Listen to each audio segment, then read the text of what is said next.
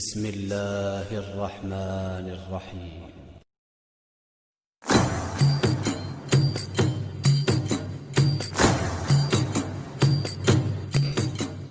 اعوذ باللہ من الشیطان الرجیم. بسم اللہ الرحمن الرحیم. کربلا کی عبرتیں. رہبر معظم نے بھی حکم دیا کہ کربلا کی عبرتیں مومنین کے سامنے بیان کی جائیں. کربلا کی عبرتیں یعنی شمر، خولید، حرملہ اور عمر سعد وغیرہ جو کس طرح سے اتنے پست ہو گئے. آیا یہ کرائے کے قاتل تھے؟ آیا یہ اس زمانے کے دہشت گرد تھے؟ کربلا کی عبرتیں مومنین کے سامنے بیان کرنے سے پہلے بہتر ہے کہ خود عبرت کے بارے میں جان لیں کہ عبرت کیا ہے. عبرت لفظ عبور سے ہے جس کے معنی ہیں گزر جانا، گزرنا. عبرت اس واقعے کو کہتے ہیں کہ جس میں ایسا کام ہو جو ہمیں نہیں کرنا بلکہ اس کام سے گزر جانا ہے. ہم عموماً کہتے ہیں کہ عبرت لو، اور اس کا مطلب ہے کہ جو کام اس نے کیا ہے وہ آپ نہ کرو. پس عبرت لو یعنی عبور کرو اس سے کام سے. مثال سے جیسے آپ نے سرطان کا مریض دیکھا جو سگریٹ پیتا تھا اور سگریٹ پینے کی وجہ سے اس کو سرطان کا مرض ہو گیا. اب آپ عبرت لو یعنی سگریٹ پینا چھوڑ دو. یہ سگریٹ چھوڑنا عبرت ہے. اور یہ بات ذہن میں بٹھا دو کہ اگر اس کے ساتھ یہ ہو سکتا ہے تو میں بھی اگر اس راہ پر چلوں تو میرے ساتھ بھی یہی ہوگا. لہذا اس کی غلطی سے عبرت لے کر اپنی ذات تک پہنچ جاؤ. عبرت حاصل کرنے کا یہ مطلب ہے. اور عبرت حاصل کرنے کی بہت ساری جگہیں ہیں. اب ہم آتے ہیں کربلا کی عبرتوں کی طرف. کربلا کی سب سے پہلی بڑی عبرت جو ہے وہ شمر بن ذوالجوشن ہے. شمر بن ذوالجوشن وہی جس نے امام حسین علیہ السلام کا سر قلم کیا. امیر المؤمنین علی علیہ السلام کی فوج میں شمر بن ذوالجوشن ایک جنرل یا بریگیڈیئر جتنا عہدہ رکھتا تھا. جنگ صفین میں یہ امیر المؤمنین علیہ السلام کی فوج میں تھا اور بڑا افسر تھا جس کے ماتحت ایک فوجی دستہ تھا. اور یہی شمر جنگ صفین میں یزید کے باپ کے ساتھ لڑتا ہوا زخمی ہوا اور جنگ کربلا میں یزید کا سپاہی بن کر علی علیہ السلام کے بیٹے کا سر قلم کرتا ہے.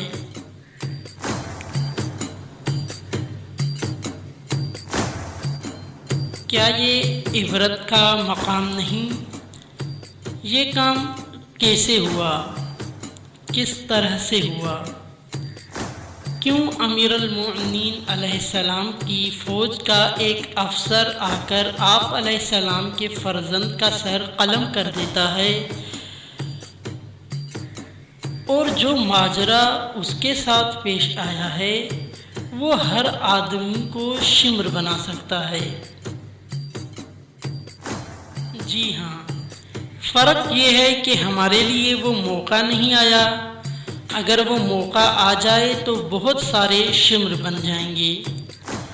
وہ موقع یہ ہے کہ آج اگر کسی سے کہا جائے کہ آپ کو پارلیمنٹ کا ممبر بناتے ہیں یا اس شہر کے کسی انتظامی عہدے میں لیتے ہیں اور اس کے بدلے میں آپ ہماری بات مانو تو اس وقت پتہ چلے گا کہ یہ شمر ہے یا نہیں ہے.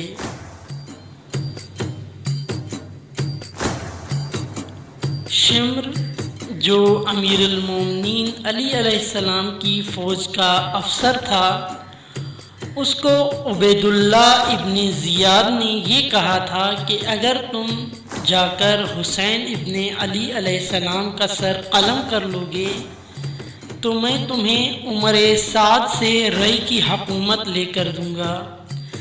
رئی کی حکومت کی خاطر باپ کی فوج کا افسر بیٹے کا سر قلم کر رہا ہے، وہاں معاویہ کے خلاف لڑا، یہاں یزید کا سپاہی بن کر لڑا۔ اس میں بہت بڑی عبرت ہے۔ اب ہمیں اس کام کو چھوڑ دینا چاہیے جس کام کی وجہ سے ہم شمر بن سکتے ہیں۔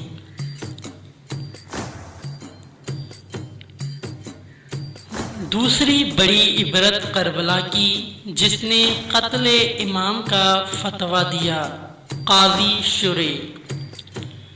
وہ قاضی شرح کہاں سے آیا جس نے فتویٰ دیا تھا کہ امام حسین علیہ السلام نے اولی الامر کے خلاف بغاوت کی ہے، اور جو اولی الامر کے خلاف بغاوت کرے اس کا قتل واجب ہے، اور جو یہ قتل کرے گا وہ بہت اعلیٰ منزل پر پہنچے گا۔ یہ قاضی شرح کہاں سے آیا؟ امیر المومنین علی علیہ السلام نے اپنی دور حکومت میں اس قاضی شرح کو کوفہ کے اندر مقرر کیا تھا، یہی جس کو امیر المومنین علیہ السلام نے قاضی بنایا، آج آ کر فرزند امیر المومنین علیہ السلام کے قتل کا فتویٰ دے رہا ہے، اور وہ اس لیے چونکہ عبید اللہ نے وعدہ دیا تھا کہ اگر تم ادھر آ کر یہ فتویٰ دو تو تم پورے اسلامی دنیا کے قاضی القضات بن جاؤ گے، یعنی چیف جسٹس بن جاؤ گے، اور اس نے اس عہدے کی لالچ میں قتل امام کا فتویٰ دے دیا۔ اس سے بھی ہمیں عبرت لینی چاہیے۔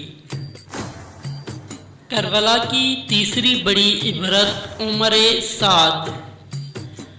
عمر سعد نے خود عبید اللہ ابن زیاد کو خط لکھ کر کہا کہ میرے پاس ایسی تدبیر موجود ہے کہ حسین ابن علی علیہ السلام سے جنگ بھی نہ ہو اور آپ کا مقصد بھی پورا ہو جائے، اور نیچے لکھا کہ میرے لیے امام حسین علیہ السلام کے ساتھ جنگ کرنا بہت مشکل ہے۔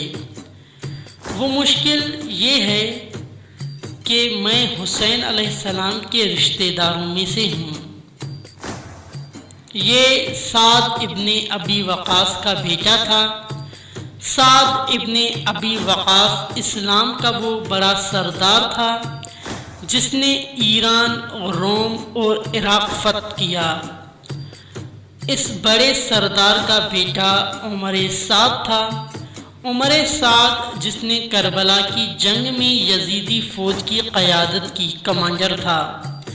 یوں نہیں کہ عمر سعد بہت گمنام آدمی تھا یا دمشق سے آیا ہوا اور شام کا کوئی دہشت گرد ہو، نہیں، ایک بڑے خاندان کا فرد تھا۔ یہی عمر سعد کربلا میں لوگوں کو کہتا ہے کہ سب گواہی دینا کہ حسین علیہ السلام پر سب سے پہلا تیر میں نے چلایا ہے۔ کس چیز نے عمر سعد کو قاتل حسین بنا دیا؟ اسے بھی رائے کی حکومت کے وعدے نے قاتل امام بنا دیا۔